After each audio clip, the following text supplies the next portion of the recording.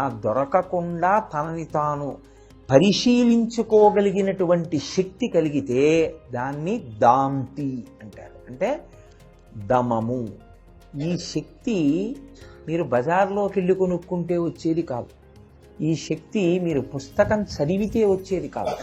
ఈ శక్తి మనుష్యుడిగా పుట్టడం వల్ల వచ్చేది కాదు. ఎందుకంటే మనుష్య పుట్టుకయందు ఈ శరీరము వచ్చింది, మనుష్య మనస్సు వచ్చింది, బుద్ధి వచ్చింది, అరిషడ్వర్గములు వచ్చాయి.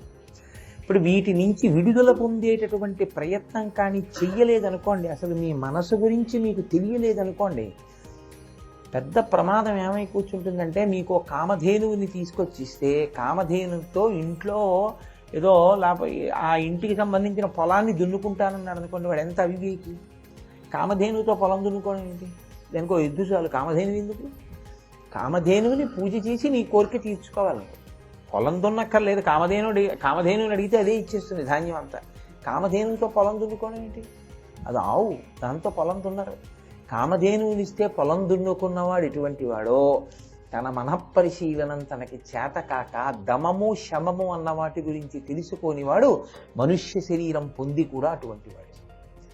కాబట్టి అవి నాకు తెలియాలి ఈశ్వర, నన్ను నేను పరిశీలించుకోవడం నాకు రావాలి. ఈ నేత్రంతో ఉన్నంతసేపు ఉద్రిక్తత మీరు బాగా జ్ఞాపకం పెట్టుకోండి. అందుకే పంచ జ్ఞానేంద్రియములు అంటాం. జ్ఞానేంద్రియములలో ఇది నాయకత్వం వహిస్తుంది. నయన ఇది ఏం చేస్తుందంటే ఎప్పుడు మనసుని బయటికి తీసుకెళ్తుంది. ఇది ఎప్పుడు లోపలికి తీసుకెళ్ళదు, బయటికి తీసుకెళ్తుంది. ఇది బయటికి తీసుకెళ్ళడం అంటే, నేను ఇలా చూశాను అనుకోండి, బా ఎంత బాగుందో అని అనుకోండి, అంటే వెంటనే నేను దాని యందు ఆకర్షితుడని అయ్యాను. అలా వెళ్ళడానికి ఇది వీలిస్తుంది, ఇది వీలిస్తుంది, ఇది వీలిస్తుంది, ఇచ్చి బయటికి తీసుకెళ్తుంది. మనసుని వెనక్కి తిప్పాలనుకోండి, దానికి రెండు అవకాశాలు ఉంటాయి. అంటే నేను చాలా ఏమంటామంటే దీన్ని ఆచరణయోగ్యమైనటువంటి రీతిలో ఒక మాటగా చెప్తున్నాను. సత్సంగము మీకు చాలా ఉపయోగపడుతుంది. రామకృష్ణ పరమహంస అందుకే ఒక మాట చెప్తుండేవారు తరచు. ఏనుగుకి ఉన్న లక్షణం ఏమిటంటే దాని తొండాన్ని ఎప్పుడూ కూడా ఇలా ఉంచదు, ఎప్పుడు ఊపుతుంది. ఎప్పుడు ఊపే ఏనుగు ఏం చేస్తుందంటే అలా వెళ్ళిపోతుంది అనుకోండి, ముందు మావటివాడు నడుస్తుంటే అలా వెళ్ళిపోతూ అలా ఇంటి గోడ మించి లేచినటువంటి ఒక పూల కొమ్మని తొండం పెట్టి ఇలా విరిచేస్తుంది. ఎప్పుడూ తొండం సరిగ్గా ఉండదు. అందుకని మావటి ఏం చేస్తాడంటే ముందు నడవడు, పక్కన నడుస్తాడు. అది అలవాటు ప్రకారం ఇలా ఎత్తబోతుంది, ఆ చేతిలో ఉన్న అంకుశంతో ఇలా అంటాడు, దింపేస్తుంది.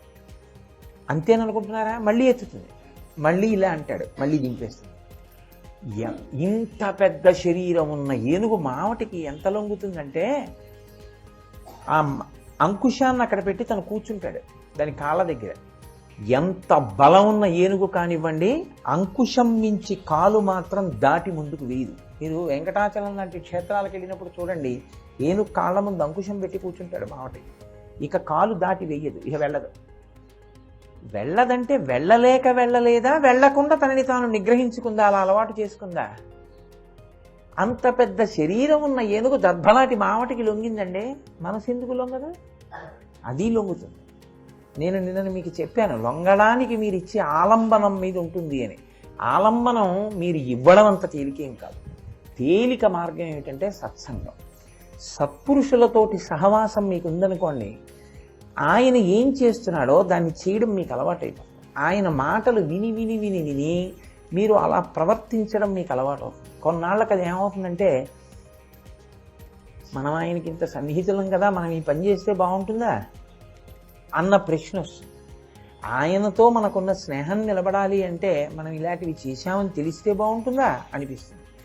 ఇది మీ ప్రయత్నం లేకుండా సత్సంగం చేత మిమ్మల్ని మీరు పరిశీలించుకునే శక్తి మీకు వస్తుంది. అందుకని సత్సంగత్వం అంత గొప్పదైంది. అందుకు శంకరాచార్యులు వారు సత్సంగత్వే నిస్సంగత్వం, నిస్సంగత్వే నిర్మోహత్వం, నిర్మోహత్వే నిశ్చలతత్వం, నిశ్చలతత్వే జీవన్ముక్తి అని మొదటి మెట్టుగా సత్సంగం చెప్పడానికి కారణం అదే. కాబట్టి దమయ మనః నిన్న చెప్పిందే మళ్ళీ నేను ఇవాళ ఒకసారి దాన్ని సింహావలోకనం చేశాను. మనసుకి దాంతిని కృప చెయ్యి.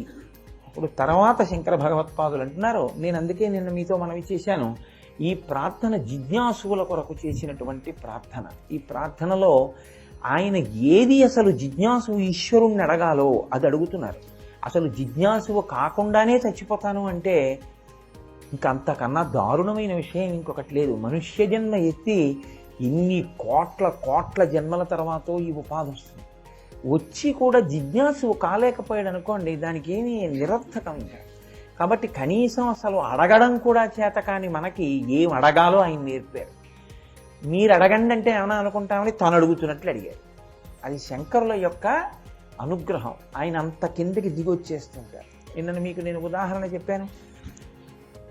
ఆయన మాం అపి అంటారు. మామపి అంటే నన్ను కూడా అంటారు. దృశాద్రఘీయస్యాదరదలిత నీలోత్పల రుచా దవీయాంసం దీనం స్నపయ కృపయా మమపి శివే అంటారు.